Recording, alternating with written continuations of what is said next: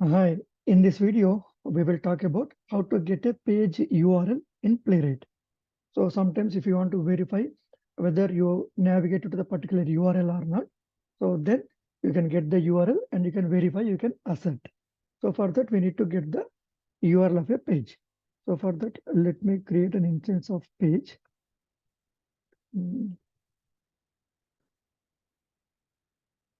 Playwright.create.chromium.launch new launch options dot set headless false dot new page, and then page dot navigate.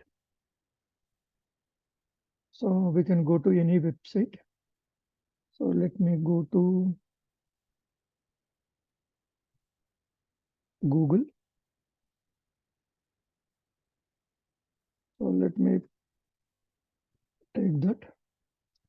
So then string page URL is equals to, the method is page.url. That simple, it is just URL. So, and then you can print Google URL, just, sorry, page URL, and then page dot close. That's it. With the help of page.url, you can get the title of that particular web page where the current execution is. Okay.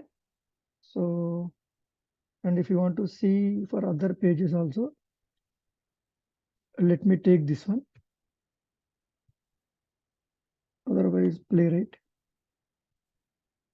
Java documentation.